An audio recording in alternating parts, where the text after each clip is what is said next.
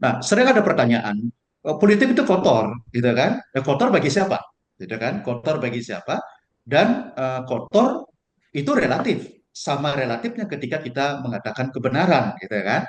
Kita belum punya roadmap yang jelas ya tentang arah pembangunan manusia Indonesia, khususnya manusia Hindu di masa yang akan datang seperti apa. Sehingga yang dia bawa bukan hanya kepentingan partainya, tapi jauh lebih luas bahwa persoalan keumatan harus dibicarakan, duduk meninggalkan jubah-jubah partai itu tadi, duduk bersama persoalan umat apa, ini aspirasi KMHDI apa, aspirasi Pradah apa, WHDI, Prajaniti, ICHI, PHDI, duduk bersama kita. Sehingga semua persoalan yang dibawa oleh ormas-ormas Hindu ini, termasuk KMHDI, juga dapat dipahami dan ditelaah oleh tokoh-tokoh politik kita. Jadi politisinya nggak jalan sendiri, ormasnya jalan sendiri, roadmapnya entah kemana begitu. Karena politik kita lemah sejak zaman dulu. Hmm. Kan gitu ya. Padahal padahal saya masih ingat Bisma itu kalau kita nonton Mahabharata, bahwa politik dan agama tidak bisa dipisahkan karena Hmm.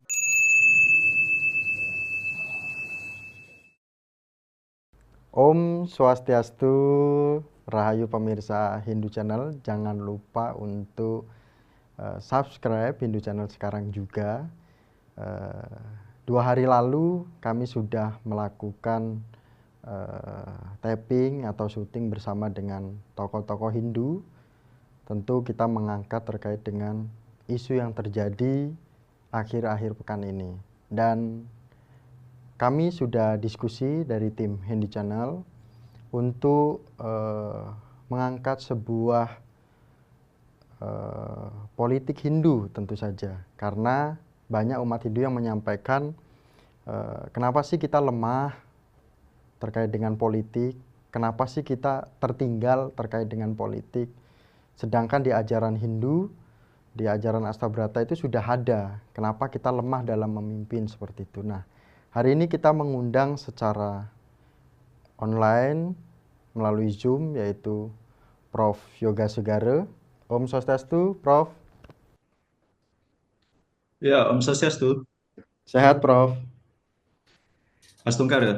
Astungkara, sehat. Izin, Ya, Prof, nanti kita minta bagaimana waktu. Miko di sana?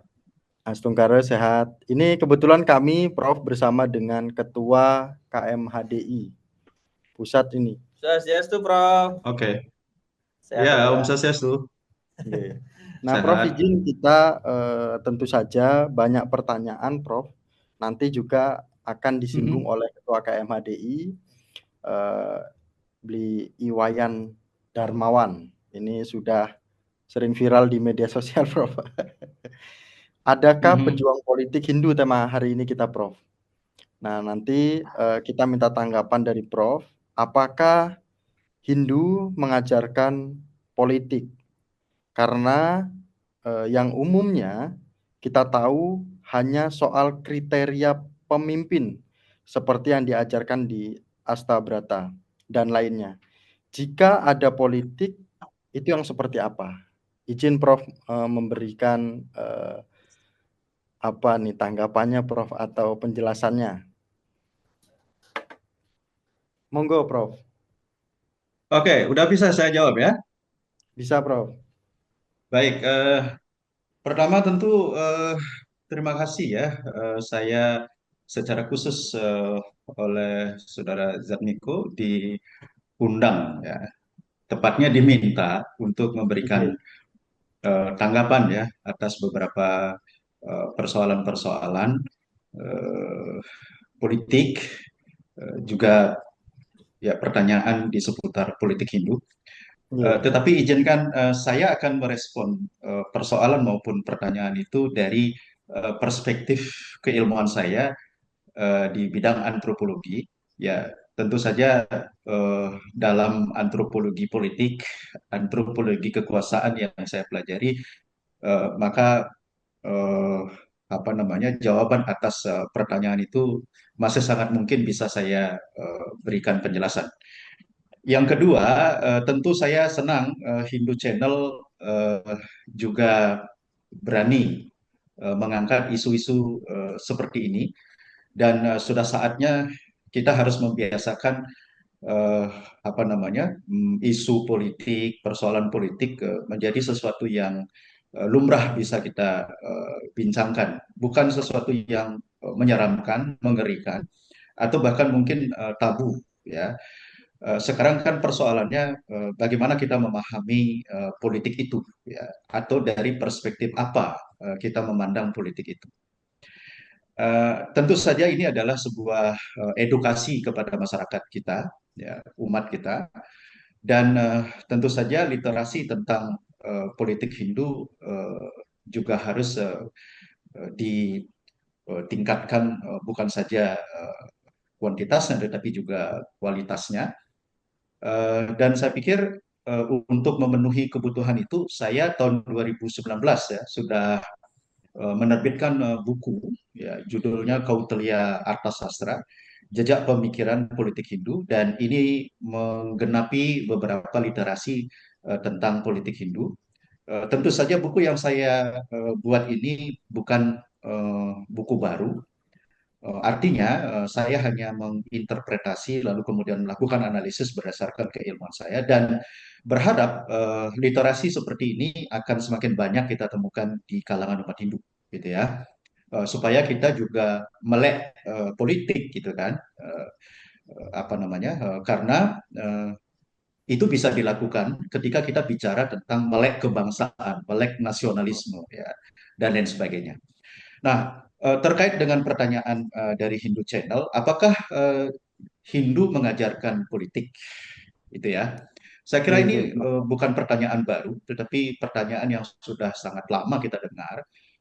Eh, saya ingin mengatakan bahwa bahkan berpolitik praktis pun itu sangat dimungkinkan dalam Hindu. Apalagi hanya kita bicarakan seperti ini, gitu ya. Eh, Kenapa? Karena dalam Hindu dibuka ruang yang sangat besar untuk bisa bagaimana ajaran-ajaran agama yang berkaitan dengan politik itu harus bisa diimplementasikan, harus bisa dipraktekkan dalam kehidupan kehidupan kita. Bahkan kan kemudian di dalam niti sastra juga disebutkan ajaran agama yang tidak dipraktekkan dalam hidup itu akan menjadi racun, gitu ya. Nah, karena Iya. itu ketika ajaran agama kita mengajarkan beberapa hal tentang politik, maka itu juga sangat sangat boleh ya kita praktekkan dalam kehidupan ini, gitu ya. Nah, saya ingin memberi periodisasi bagaimana perkembangan politik Hindu sesungguhnya sudah dimulai sejak zaman Weda, ya, atau periode Weda, bahkan dimulai sejak tahun 3000 sampai 6000 sebelum Masehi, ketika kita tahu bagaimana peradaban lembah Sungai Sindu yang tata ruang tempat tinggal, tata ruang peradaban mereka itu merepresentasikan bagaimana orang-orang di masa lalu sudah memikirkan tentang bagaimana hidup bersama, bagaimana kontrak sosial itu dilakukan, bagaimana sistem pelapisan sosial itu dibentuk, ya, bagaimana mereka memproyeksikan dirinya untuk masa depan, gitu misalnya. Dalam periode Weda itu juga kita tahu bagaimana kecamuk perang Bratayuda, ya, itu terjadi. Dan ini sebagai bentuk bagaimana politik Hindu itu juga sudah bekerja sejak masa lalu, Iya. gitu ya. Lalu periode berikutnya itu ada periode kemunduran, ya. Kalau saya baca dan di dalam buku saya, itu dimulai di tahun 543 sampai 185 sebelum Masehi, ya, ketika kerajaan Magadha misalnya, kerajaan yang sangat besar di India dan sangat berpengaruh karena tidak saja kuat di India tetapi juga hampir di seluruh Asia pada saat itu mengalami kemunduran, gitu kan. Eh, Terutama ketika setelah Chandragupta, ya, itu tidak lagi menjadi raja, gitu ya. Lalu ada periode kebangkitan setelah itu, ya, di tahun 300 sebelum Masehi sampai di 700 Masehi, gitu ya. Eh, Kebangkitan di mana ritual Hindu, gitu ya, politik modern itu juga sudah mulai dikenal, ya. Dan sampai kemudian saat ini, gitu ya. Itu periodisasi yang saya pikir perlu dipelajari oleh teman-teman yang teman-teman yang ada di dalam sebuah aktivisme ya, apalagi ada di dalam organisasi-organisasi entah kemahasiswaan, kepemudaan atau organisasi kemasyarakatan. Nah, lalu yang berikutnya, betul bahwa hari ini kita hanya mengenal ajaran Astabrata sebagai ajaran politik dalam Hindu ya. Ajaran ini menjadi sangat terkenal ya, mungkin disebabkan oleh beberapa alasan. Yang pertama, menggunakan personifikasi ya, Tuhan ya dalam bentuknya seperti Dewa Indra, Dewa Baruna dan lain sebagainya. Ya. Dan itu saya pikir wajar ya, karena di dalam Hindu mempersonifikasi Tuhan itu menjadi penting ya dalam rangka bagaimana keinginan dan motivasi manusia itu bisa dekat dengan Tuhan gitu kan. Kalau abstrak justru menjadi salah gitu kan, karena Tuhan itu juga personal God dan juga impersonal God di situ gitu kan. Itu jadi ada legitimasi dengan nama-nama dewa sebagai personifikasi Tuhan. Yang kedua menjadi terkenal karena ada aspek dramanya ya, ketika itu disampaikan oleh Sang Rama kepada Wibisana pada saat kehancuran Alengka gitu kan. Dan itu momentum yang sangat tepat ya, ketika ajaran-ajaran kepemimpinan itu disampaikan kepada Wibisana, penerus dari kerajaan Alengka pada saat itu, gitu kan. Jadi aspek dramanya karena Ramayana kan adalah epos yang sangat terkenal, gitu kan. Lalu kemudian Mahabharata juga, gitu kan. Nah, sebetulnya bukan hanya Astabrata tentu saja, ya, karena kita juga sangat banyak mengenal beberapa ajaran-ajaran tentang politik ya, seperti misalnya catur upaya sandi misalnya, Prameten Prabu gitu kan, dan lain-lainnya gitu kan. Nah, yang berikutnya ada satu kitab yang saya pikir bagi teman-teman yang bergerak di dunia aktivisme itu pasti mengenal kitab Arthasastra. Ya, kitab ini sudah menjadi rujukan banyak orang ya, yang bahkan itu dipakai di dalam manajemen modern ya, dalam organisasi-organisasi modern.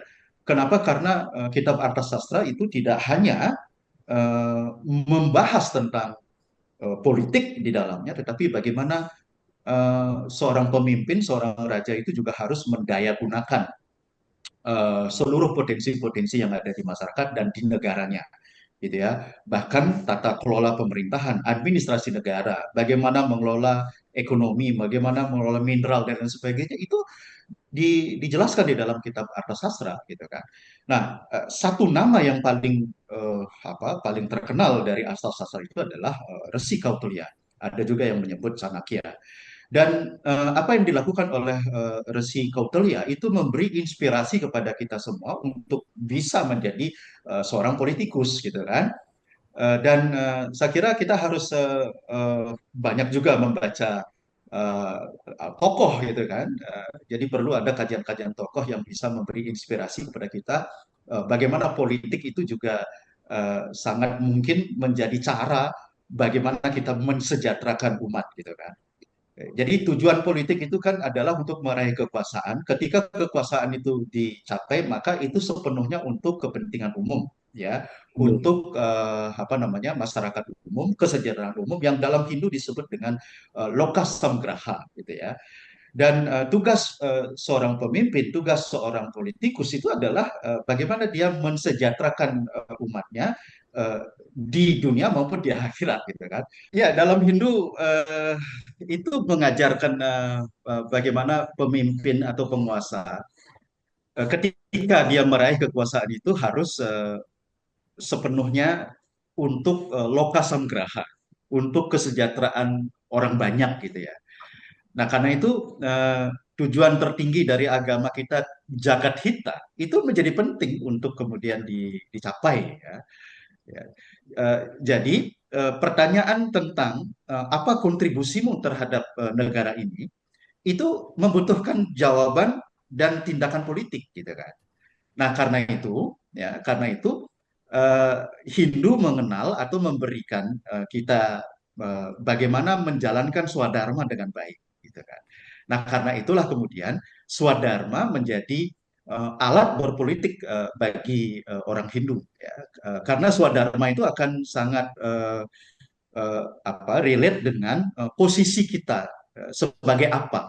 Ya. Jadi kalau Anda seorang Brahmana, maka lakukanlah kewajiban-kewajibanmu menjadi seorang Brahmana yang baik, gitu kan. Kalau menjadi kesatria, kalau menjadi Wesya, menjadi Sudra, itu lakukan kewajibanmu. Nah, karena itu landasan untuk menjalankan satya itu di dalam politik adalah eh, landasan untuk menjalankan swadharma itu di dalam politik Hindu adalah satya, kebenaran. Karena itulah kemudian si Kautilya ketika dia menjadi eh, penasehat agung dari Chandragupta, dia memberikan prinsip ya bahwa eh, dalam rangka membuat negara itu aman, dalam rangka membuat negara itu tanpa gangguan dan makmur, maka dia harus melakukan tindakan-tindakan yang bahkan disebut kejam, gitu kan? Kejam untuk apa? Karena kepentingan negara, kepentingan orang banyak menjadi sangat penting, gitu kan? Dan apa namanya? Dan beberapa tokoh-tokoh besar dalam Hindu itu juga bagaimana dia menjadikan beberapa ajaran agama kita yang sesungguhnya sesungguhnya secara substansial itu eh, ajaran filsafat misalnya, ajaran etika misalnya itu bisa dipraktekkan ya sebagaimana seorang Gandhi ya melakukan politik pembebasan ketika ketika India itu dijajah oleh Inggris ketika itu, dan bahkan melalui ajaran ahimsa India adalah satu-satunya di negara di dunia yang mencatat sejarah tanpa tetesan darah ketika dia dibebaskan oleh kolonialisme, dan bahkan kemudian ajaran ahimsa itu menginspirasi banyak sekali tokoh-tokoh di dunia seperti Hugo Chavez di Venezuela, Nelson Mandela di Afrika Selatan dengan apartheidnya. Lalu kemudian Benigno Aquino ketika 86 melalui People Power di Filipina. Dalai Lama, bahkan kemudian seorang ahli perdamaian bernama Johan Galtung itu menempatkan ahimsa sebagai solusi alternatif untuk bagaimana memecahkan atau menyelesaikan konflik, gitu kan. Hmm. Nah, jadi Hindu saya kira sangat kaya dengan ajaran-ajaran politik, dan politik yang kita maknai tentu politik yang berdasarkan ajaran Dharma itu atau Satya, gitu kan. Nah, sering ada pertanyaan, politik itu kotor, gitu kan? Kotor bagi siapa? Gitu kan? Kotor bagi siapa? Dan kotor itu relatif, sama relatifnya ketika kita mengatakan kebenaran, gitu kan? Jadi menurut seorang filsuf besar bernama Friedrich Nietzsche mengatakan bahwa kebenaran itu tidak absolut, dia selalu relatif, gitu kan. Jadi relativisme itu juga terjadi di dalam dunia politik, gitu kan. Lalu bagaimana dengan si Kautolia ya, yang tadi saya katakan bahkan dijuluki sebagai orang yang immoral ya. Kenapa? Karena dia sampai harus melakukan tindakan-tindakan yang kejam ketika dalam rangka membuat negara itu aman, negara itu makmur, negara itu sejahtera, gitu kan. Dan ajaran dari Kautolia melalui Arthasastra itu juga menginspirasi eh, bapak politik modern ya, Niccolo Machiavelli ya, yang hampir sama gagasannya dengan Kautelia di dalam mengelola negara, gitu kan. Nah, Izin, jadi kan pertanyaannya adalah untuk siapa ya, atau siapa yang bisa menjadi politikus, ini menjadi pertanyaan yang sangat penting, gitu kan. Kenapa? Karena untuk menjadi seorang politikus Hindu, dia juga harus memiliki beberapa kriteria, memiliki syarat-syarat. Jadi jangan hanya karena Anda itu terkenal, Anda punya banyak uang, lalu Anda populer, lalu bisa menjadi seorang politikus, tidak bisa, gitu kan. Eh, Prof, izin Prof. Dia bisa melalui sebuah proses ya, Ya. seperti Chandragupta yang disiapkan oleh siapa si Kautilya untuk menjadi raja besar, gitu kan. Jadi pemimpin itu dipersiapkan ya, karena itu dia melalui berbagai proses, gitu kan. Nah, lalu untuk apa berpolitik? Ya, tentu tadi ya, politiknya harus jelas ya. politik apa nasionalisme, politik untuk kesejahteraan orang banyak dan sebagainya. Gitu. Jadi saya kira itu apa namanya, Oke, Prof. Mas Miko. Izin Prof, ini karena tadi terkendala, kemudian eh, ini statementnya kita ucapkan terima kasih. Ada satu lagi Prof, mengapa secara politik umat Hindu ini tertinggal Prof? Mohon pandangan Prof Yoga Segara. Ini tadi dari beberapa pertanyaan sudah terjawab Prof. Namun ada kekuatan yang mungkin harus bisa Prof sampaikan. Mengapa secara politik kita tertinggal Prof? Ya, ini perlu kajian ya supaya tidak jawaban saya dan kita semua itu seolah-olah mengeneralize ya bahwa politik apa namanya Hindu itu terasa kurang gitu kan. Eh, Oke, saya mau sampaikan dulu bahwa sampai hari ini kita kekurangan tokoh nasional ya. Eh, eh, Belum banyak ya pemimpin-pemimpin yang apa namanya berkarir di tingkat nasional. Ini menjadi satu kelemahan tersendiri. Jadi politiknya masih di tingkat lokal gitu ya. Lalu yang kedua apa namanya eh, kita belum punya roadmap yang jelas ya tentang arah pembangunan apa manusia Indonesia khususnya manusia Hindu di masa yang akan datang seperti apa. Saya di beberapa forum selalu mengatakan bahwa kalau Anda ingin memiliki SDM Hindu yang berkualitas, ya, maka kita ikuti saja tiga indikator dari PBB yang menyatakan bahwa sebuah negara itu SDM-nya bagus kalau apa indikator kesehatan, indikator pendidikan, indikator ekonominya bagus. Nah, mari kita membaca ulang apakah tiga indikator itu sudah bisa kita lakukan untuk SDM Hindu, gitu kan? Ini menjadi pertanyaan besar untuk kita semua, gitu kan? Nah, lalu apa namanya?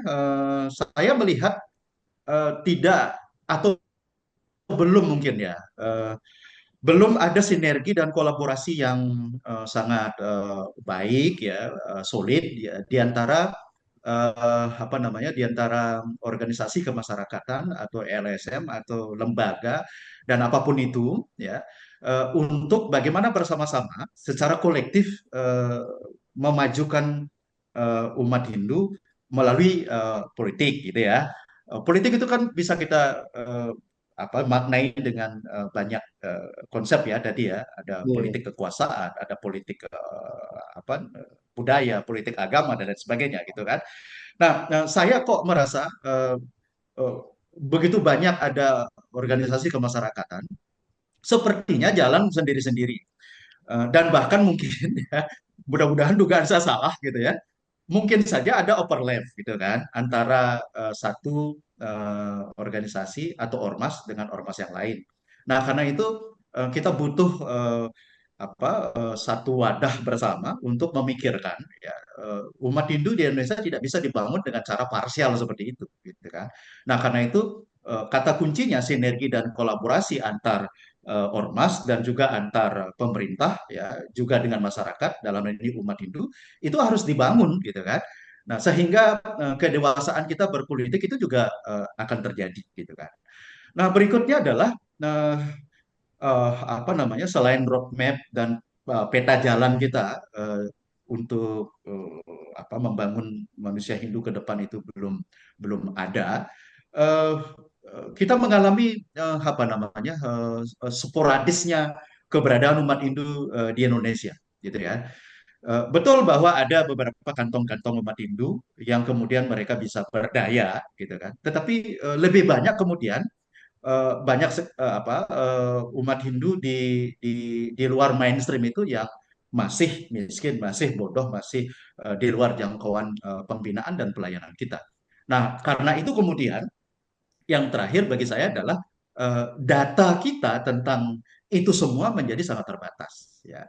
Dan ini dalam beberapa forum saya juga sangat cukup lantang berbicara bagaimana kita bisa ke medan perang dengan membawa senjata yang canggih, tetapi medan perangnya itu kita nggak pernah tahu musuh kita siapa, gitu kan?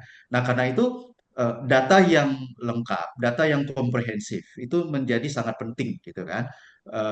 Apa namanya? Supaya apa namanya dari data itu kemudian perencanaan kita menjadi lebih jelas, lebih terukur gitu kan. Jadi ini soal keterukuran bagaimana kita akan melakukan pemberdayaan atau pembangunan umat Hindu di masa-masa yang akan datang. Gitu ya. Iya. Kalau kita masih bermasalah dengan data umat, ya saya kira kita akan tetap kesulitan ya untuk memetakan ya, perencanaan kita dan postur atau wajah manusia Hindu di Indonesia itu juga akan tetap tidak jelas gitu kan. Izin Prof. Oke. Prof, dengar suara saya Prof? Ya, dengar. Oke. Suksema Prof, pandangan dari Prof Yoga Segara. Izin kami diskusi dengan KMHDI. Pandangan Prof Yoga Segara ini tentu saja akan menjadikan kita sebagai, apalagi tadi menyinggung terkait dengan organisasi, terkait dengan roadmap-nya harus jelas seperti itu. Nah, kemudian manusia Hindunya ini kan sinerginya juga kurang. Nah, ini kita karena Prof tadi menyinggung organisasi, kita mendatangkan KMHDI langsung yang pusatnya nih Prof. Jadi takut mati lagi nih Prof. Jadi izin kami diskusi dan apa yang disampaikan Prof ini tentu saja menjadikan kita akan lebih baik lagi Prof. Oke, suksema Prof. Ya, silakan. Pemirsa Hindu Channel, inilah menarik sekali apa yang disampaikan oleh Prof Yoga Segara terkait dengan pandangan dari segi antropologi berkaitan dengan tentu saja Hindu. Nah, tadi banyak sekali yang disinggung oleh Prof Yoga Segara. Hari ini kita juga akan tanyakan kepada organisasi yang sering aktif dalam kegiatan-kegiatan politik. Wiwayan Darmawan. Mas Miko, terima kasih sudah kita minta pandangannya, benar nggak sih bahwa Hindu ini politiknya nggak stabil, bahkan kurang kuat gitu. Iya. Jadi umat Hindu di seluruh Indonesia mungkin menyadari belakangan bahwa di perpolitikan nasional khususnya Pilpres 2024 dan Pilkada ini kita mengalami gejolak yang cukup besar. Khususnya tidak adanya representatif umat Hindu yang di last minute yang diumumkan oleh Presiden Prabowo untuk masuk kabinet. Tentu kejadian ini harus kita refleksikan ke dalam bahwa kondisi politik umat Hindu ini perlu kita evaluasi bersama. Artinya bahwa dengan adanya sekitar 10 juta umat Hindu, tadi Prof Yoga Segara juga sudah menyampaikan bahwa kita minim sekali tokoh politik Hindu di kancah nasional untuk menjembatani kebutuhan dan suara umat Hindu di seluruh Indonesia, tentunya bukan hanya Bali, kepada elit politik nasional khususnya di eksekutif dan legislatif begitu Mas Miko. Artinya bahwa dengan sebaran konstituen, dengan sebaran umat yang 10 juta ini, kan ini mau tidak mau akan terdampak atas semua kebijakan pemerintah, baik itu di eksekutif maupun di legislatif begitu. Sehingga penting adanya konsolidator, ada tokoh yang mencoba untuk menjembatani dan berangkat membawa kepentingan dan kebutuhan umat Hindu begitu. Jadi kalau sekarang mungkin ada satu DPR RI dari Lampung, kemudian ada mungkin sekitar 9 dari Bali. Apakah mereka bisa kita anggap sebagai politisi Hindu yang mewakili suara umat Hindu? Kan belum tentu semua begitu. Karena bisa saja mereka berangkat hanya untuk kepentingan konstituennya saja, khusus untuk suara-suara di dapilnya masing-masing. Sedangkan umat Hindu tidak hanya ada di Bali dan di Lampung begitu. Ada di Kalimantan, ada di Maluku, ada di Sulawesi, ada di Jawa begitu. Nah, bagaimana kemudian tokoh-tokoh politik Hindu ini sadar dan mau menyuarakan kebutuhan dan kepentingan umat agar bagaimana pemerintah dalam hal ini presiden dan legislatif yang baru terpilih ini dalam pengambilan kebijakan juga mengakomodir persoalan-persoalan keumatan begitu. Jadi kita berharap bahwa yang hadir dan yang duduk hari ini di Senayan contohnya, kemudian sebagai wakil menteri ada 2 tokoh Hindu juga dapat mengakomodir suara-suara umat itu begitu. Tidak hanya membawa kepentingan partainya, tidak hanya membawa kepentingan kelompok, apalagi hanya konstituen di dapilnya masing-masing begitu. Ada kepentingan yang lebih besar, yaitu kepentingan umat yang mestinya juga bersama-sama ia pikul untuk kemajuan umat begitu. Karena kita tidak bisa berharap kepada siapa lagi. Nggak mungkin kita berharap kepada politisi, mohon maaf, Muslim begitu. Yang sudah jelas-jelas mereka juga pasti membawa kepentingan konstituen, membawa kepentingan umatnya masing-masing begitu, Mas Miko. Kalau dari sudut pandang Beli sebagai ketua KMHDI, artinya bahwa pejuang politik Hindu ini sebenarnya belum ada, belum benar-benar ketahuan. Karena kan tadi menyinggung bahwa ini memperjuangkan dapilnya masing-masing seperti itu. Karena kita kan topik garis besarnya adalah adakah pejuang politik Hindu gitu loh. Ya. Jadi kalau kita berbicara pejuang politik Hindu, saya tertarik sekali melihat bagaimana kita narik ke belakang awal mula PHDI berdiri, kemudian di lokal Bali, kemudian menjadi lebih besar di awal tahun 60-an menjadi Parisada Hindu Dharma Indonesia yang digagas oleh Ide Bagus Puja, Ide Bagus Mantre, begitu, dan para tokoh-tokoh, Ide Bagus Sugriwo waktu itu menyadari bahwa Hindu itu bukan hanya Bali begitu. Termasuk juga kehadiran PHDI waktu itu tidak boleh hanya ada di Bali, tapi bagaimana umat Hindu di seluruh Indonesia harus terkonsolidasi dan menghadirkan PHDI sebagai wadah pembinaan dan pelayanan kepada umat Hindu secara nasional begitu. Nah, keteladanan ini mestinya hari ini dijadikan pedoman oleh para politisi kita begitu dalam membawa dan mengakomodir seluruh kepentingan umat Hindu. Hari ini kita berbicara tentang pendidikan tadi, Prof. Sugare bilang. Kita berbicara tentang organisasi kemasyarakatan, berbicara tentang SDM kita. Seberapa sering kemudian tokoh-tokoh politik ini mengumpulkan kita untuk berdiskusi, menyusun roadmap kita, menyusun renstra kita. Kan belum pernah. Artinya persoalan kita ini sangat serius begitu.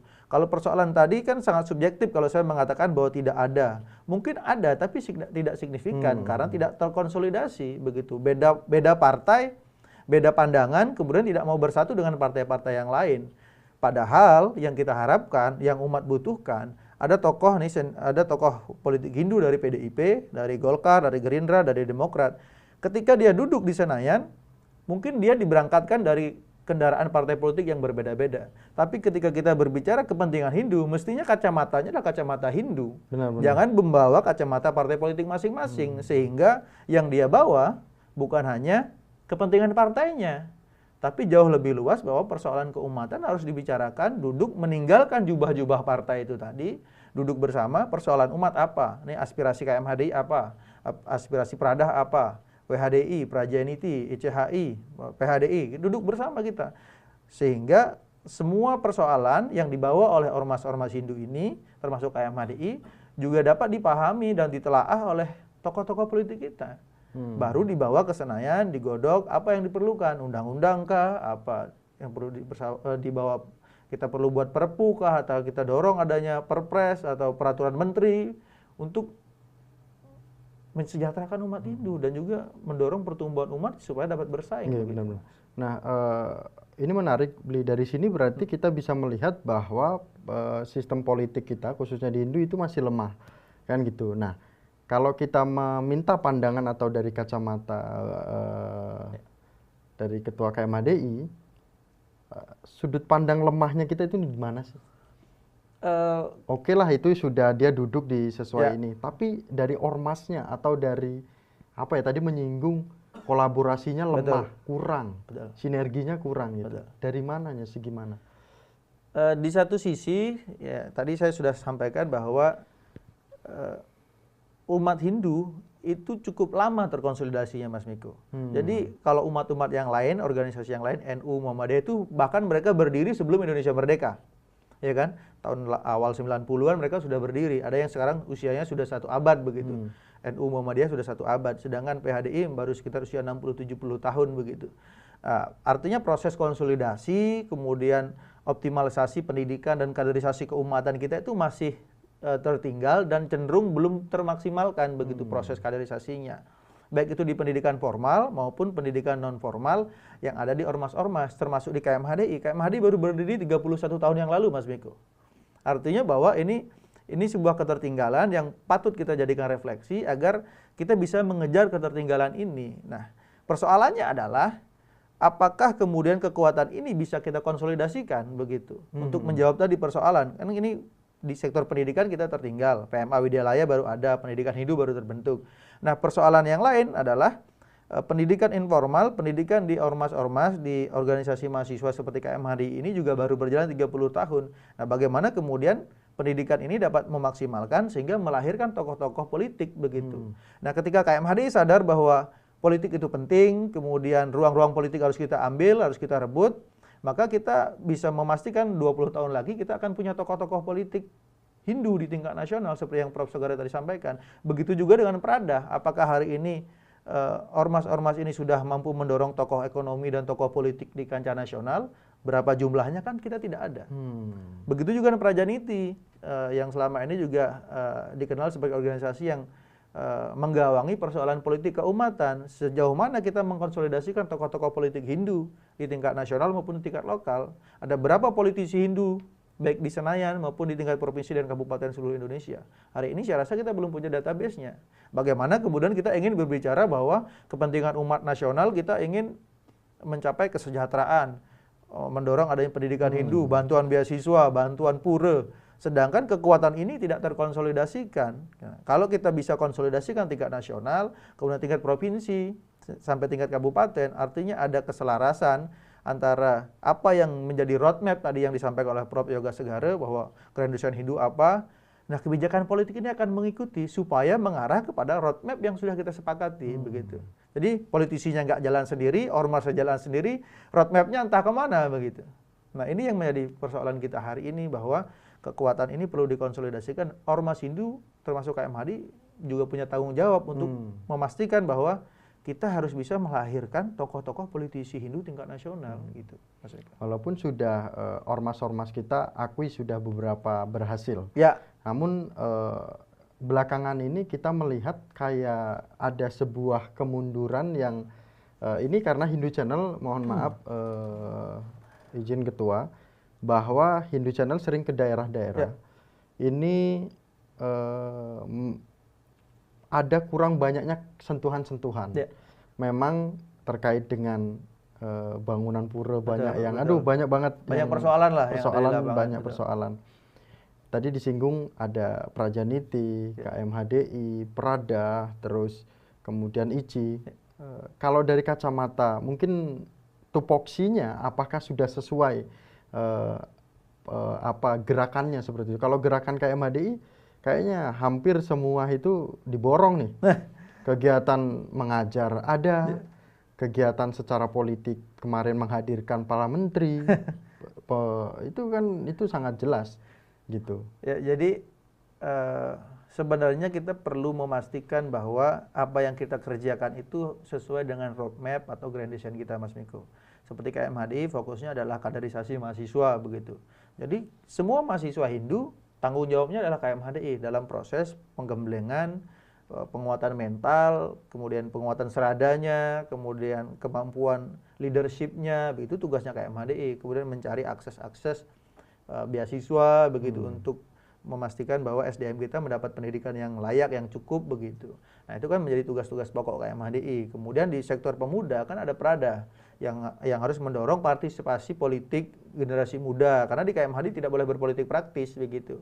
Kalau di Prada boleh sekali, kader-kadernya boleh berpolitik, termasuk juga pengembangan sektor ekonomi pemuda Hindu, itu adalah tugasnya Prada. Baru naik lagi levelnya ke Prajaniti begitu. Di Prajaniti baru digemblang lagi menjadi wirausaha dan politisi atau berpolitik praktis lebih jauh, berpartai begitu. Nah, ini kan menjadi persoalan kita, termasuk memastikan distribusi SDM Hindu ini ke semua partai politik. Saya rasa ini menjadi tugas kita. Jangan sampai SDM Hindu ini hanya ada pada satu barisan gerbong politik saja, sehingga ketika ada pergantian atau peralihan kekuasaan dari partai politik A ke partai politik B, kita kehilangan tokoh karena tersentral kita di dalam satu partai politik gitu. Nah, tugas ini adalah tugas ormas-ormas ini, ya KMHDI, ya Prada, ya Prajaniti.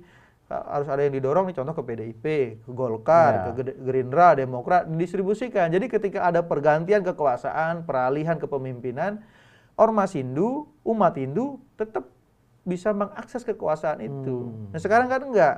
Begitu PDIP berkuasa mungkin ada 2-3 tokohnya, tapi nanti pindah ke Demokrat tidak ada tokoh Hindu, nanti pindah lagi ke Golkar ternyata tidak ada juga. Artinya kan distribusi kepemimpinan Hindu, tokoh-tokoh politik ini, kader-kader politik Hindu ini tidak merata, tidak bisa masuk ke semua partai atau mungkin belum didistribusikan. Sehingga akan berdampak kepada masyarakat Hindunya. Iya, sulit tadi mengakses kepentingan dan suara-suara umat kepada elit-elit politik karena tidak ada perantaranya. Nah, perantaranya kan adalah para politisi ini.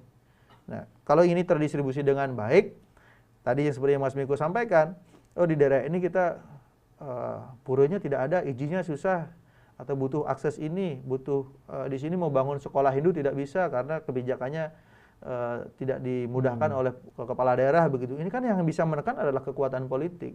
Begitu. Sumbatan-sumbatan itulah yang bisa diakses oleh kekuatan politik. Gitu.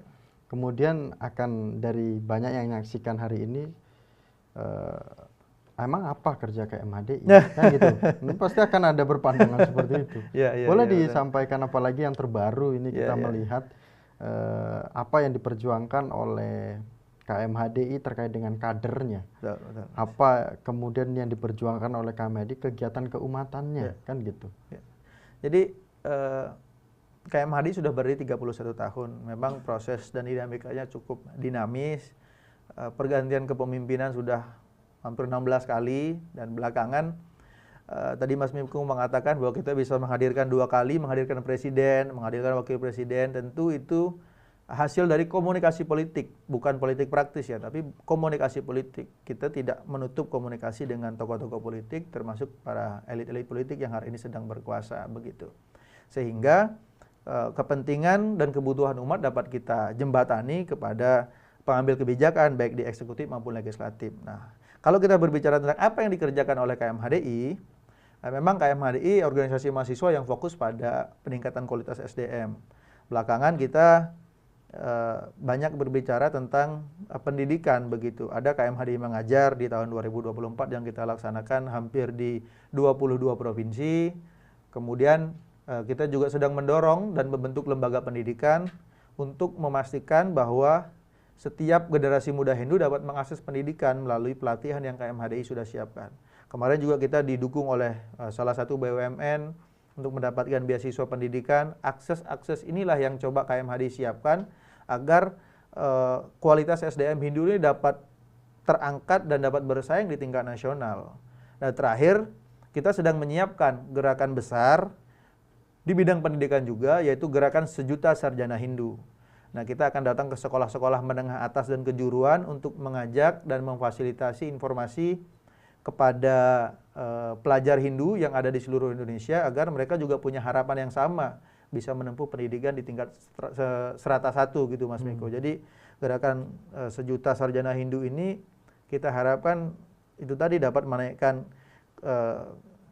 standar atau kualitas sumber daya Hindu, sumber daya manusianya, kemudian dapat bersaing tadi. Entah nanti mau jadi politisi, pengusaha, yang penting kualitas SDM-nya harus kita naikkan, harus kita tingkatkan melalui pendidikan dan kesadaran pendidikan itu tadi. Dan mudah-mudahan ini dapat memberikan manfaat jangka panjang lah, paling tidak 10-20 tahun yang akan datang. Begitu Mas Eko. Nah, inilah yang menjadikan diskusi kita menarik karena Hindu Channel jarang membahas politik. Gitu. Takut nanti dikira agama jangan dibawa ke politik gitu ya. Politik kan gitu. Padahal saya masih ingat Bhisma itu kalau kita nonton Mahabharata, bahwa politik dan agama tidak bisa dipisahkan karena perkembangan peradaban dan perkembangan agama itu sangat dipengaruhi oleh politik. Bagaimana Hindu dijajah, India dijajah, kemudian Hindu tenggelam 350 tahun di India kan karena kita tidak mampu mengkonsolidasikan kekuatan politik di India begitu. Sebelum Gandhi kemudian menyuarakan perjuangan melalui ahimsa itu tadi.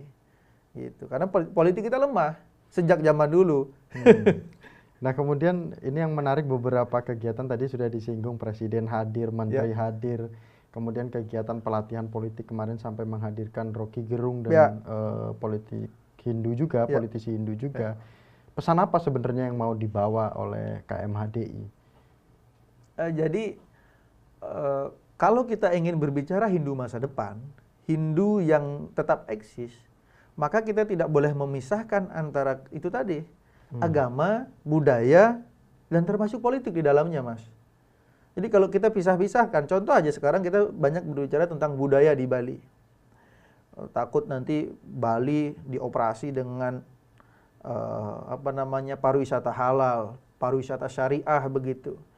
Kalau budaya itu dipisahkan dengan kepentingan politik dan kekuatan politik, maka selamanya kita akan hanya menjadi korban kebijakan politik. Gitu. Termasuk juga apa yang sedang diperjuangkan oleh KMHDI.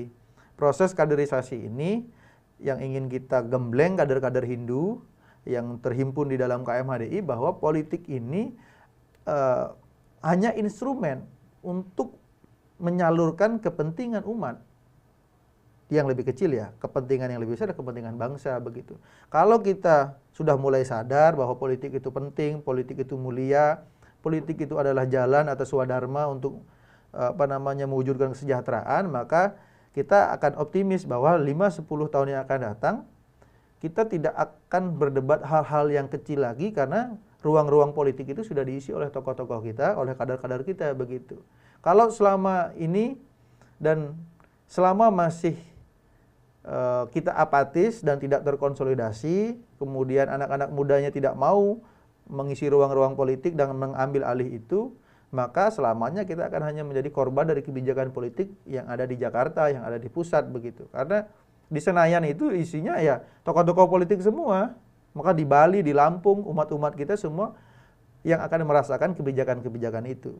Kalau seandainya kita mampu mengkonsolidasikan diri, mendistribusikan kader tadi ke semua partai politik, kemudian ormas bersepakat bahwa kita punya satu grand design, punya tupoksi masing-masing, punya target masing-masing, kader KMHDI tugasnya ini, Pradah ini, Prajaniti ini, kemudian kita bersepakat untuk merealisasikan itu, mendistribusikan kadernya ke semua partai politik, sehingga yang diperjuangkan oleh mereka setelah duduk menjadi politisi baik itu di Senayan maupun di eksekutif, maka yang diperjuangkan adalah kepentingan umat, bukan lagi pakai kacamata partai politiknya masing-masing begitu Mas Diko.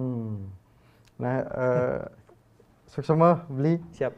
ada pesan yang mungkin menarik untuk kita atau untuk Bli sebagai ormas sendiri atau ormas? Karena tadi menarik sinerginya kita ini kolaborasinya masih lemah. Ya, betul. Gitu. Mungkin ini menjadi pesan untuk bersama kan gitu. Betul. Ya, kalau pesan khusus sebenarnya ini juga ingin saya sampaikan kepada kader-kader KMHDI dan seluruh generasi muda Hindu, bahwa kita penting untuk membangun kolaborasi dan sinergi. Menatap Hindu masa depan itu perlu kita siapkan hari ini. Termasuk juga keterlibatan kita dalam politik begitu. Meskipun hari ini mungkin kita masih dibatasi dengan aturan masing-masing bahwa tidak bisa berpolitik, tapi yakinlah bahwa penguatan kualitas SDM dan distribusi kepemimpinan politik umat Hindu, kader-kader muda Hindu ini penting untuk dilakukan agar kita sebagai umat Hindu tidak hanya menjadi korban dari kebijakan politik, tapi juga bisa ikut ambil bagian dalam setiap perumusan kebijakan dan keputusan yang diambil dalam ruang-ruang politik begitu. Karena KMHDI selama ini juga sangat concern dan umat Hindu sangat besar, maka penting ada kolaborasi antara KMHDI, Pradah, ICHI, Prajaliti, termasuk PHDI di dalamnya. Baru kita bisa sama-sama membangun umat begitu. Termasuk juga ada Hindu Channel sebagai media perantara menyebarluaskan pesan-pesan kebijakan itu tadi, Mas Viko. Berarti siapa pejuang politik kita semua nih? Harusnya kita semua. Kita semua. Hindu Channel sebagai medianya, KMHDI sebagai penyuplai sumber dayanya, nah partai politik dan tokoh politik ini sebagai pengambil kebijakan. Kalau baru menjadi pejabat politik, merasa sudah mewakili Hindu, harus kita lihat apakah mereka sudah pernah berjuang untuk kepentingan Hindu, bukan hanya Bali ya, tapi Hindu secara umum sudah pernah atau belum. Kalau dia hanya berbicara Hindu Bali, berarti dia belum sebagai pejuang Hindu sejati begitu. Okay. Suksema, terima kasih Mas Ketua Niko, KMHDI Hindu Channel, terima kasih. Darmawan. Ampura, mohon maaf kegiatan-kegiatan kemarin kita belum turun. Siap. Gitu kan. Mungkin transportnya kurang. Harus dinaikkan ini. Untuk berangkat ke sana mungkin dananya. Nah, Prof. Yoga Segara ini tadi menarik sekali dari Ketua KMHDI, banyak menyinggung terkait dengan jangan sampai bahwa politik yang diemban saat ini hanya untuk dapilnya masing-masing, tapi bagaimana para politisi kita yang dari partai lainnya itu disebutkan tadi, itu bisa satu pemikiran untuk umat Hindu di berbagai daerah. Jangan sampai agama dan politik ini dipisahkan. Kalau dipisahkan ya berarti ya dampak dari agama juga akan besar seperti itu, Prof. Nah, bagaimana pandangan Prof. Yoga Segara terkait dengan kaitan antropologi dengan ajaran agama Hindu soal posisi umat Hindu hari ini yang kurang bisa mengambil posisi yang strategis seperti itu, Prof.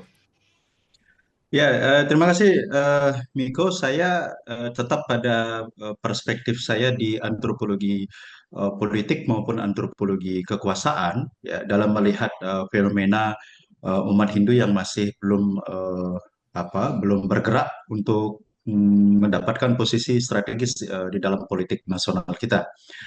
Seperti yang sudah saya sampaikan tadi, eh, bahwa ada beberapa kendala gitu ya atau beberapa tantangan ya untuk di masa yang akan datang bagaimana peta politik umat Hindu di Indonesia itu menjadi lebih strategis ya.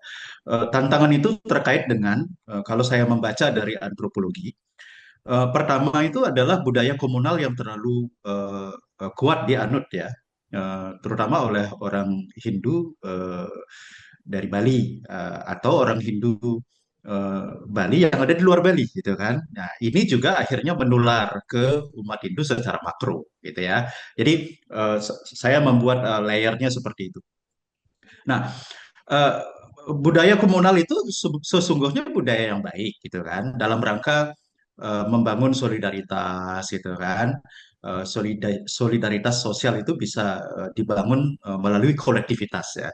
Tetapi pada saat yang bersamaan, jika kita tidak terbuka kepada hal-hal baru di luar itu, maka sering sekali budaya komunal ini membuat manusia Hindu ya itu merasa terlalu nyaman ya dengan lingkungan komunalnya gitu kan, dan tidak mau kemudian keluar dari tempurungnya untuk menjadi atau memilih ya, sikap hidup dengan apa kapasitas individualnya gitu kan. Mari kita hitung berapa sih pemimpin kita, tokoh kita yang kemudian berani keluar dari dari zona nyaman komunitasnya sendiri gitu kan. Dan saya kira ini menjadi tantangan bagi generasi milenial dan juga generasi Z terutama gitu ya. Jadi eh, budaya komunal yang kemudian struktur patriarki ya akhirnya hanya untuk internal saja gitu kan. Sehingga eh, tokoh laki-laki, tokoh apa namanya yang ada di wilayah komunal itu menjadi sangat powerful di situ gitu kan. Tapi tidak keluar. Nah, itu kan. Itu yang pertama. Yang kedua, ada semacam ketakutan untuk mengekspresikan sikap politik di ruang publik gitu kan. Nah, memang dampaknya akhirnya itu gitu kan. Kenapa? Karena lebih baik mereka mengekspresikan itu di internalnya sendiri, sehingga dalam budaya Bali misalnya ada istilah mekrimikan ya. Mekrimikan itu ya bergibah gitu kan, bercurhat ria di belakang layar gitu kan. Jadi mekrimikan, bikin pisune gitu kan. Sehingga ketika ada di ruang-ruang yang besar, ya mereka akan mensolidkan atau mengakumulasi pekrimikan-pekrimikan itu menjadi surya siung. Ya, ini yang menjadi saya kira kelemahan juga.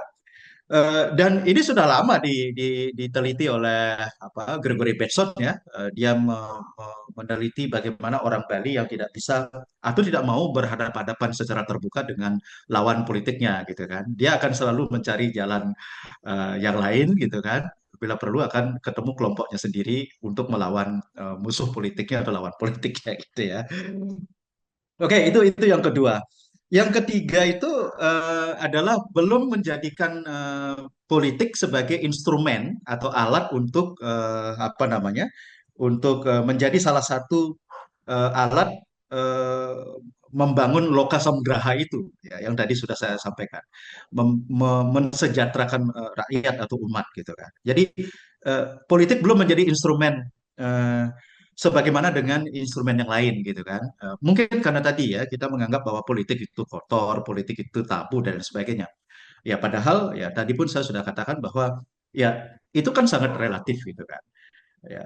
Di dalam dunia politik memang sejak lama dikatakan ya ketika penasehatnya Raja Nanda itu eh, ketika Raja Nanda itu turun tahta, si penasehatnya mengatakan bahwa ya Raja Niti itu seperti wanita tunasusila yang tidak bisa memberikan cintanya kepada satu tempat gitu kan.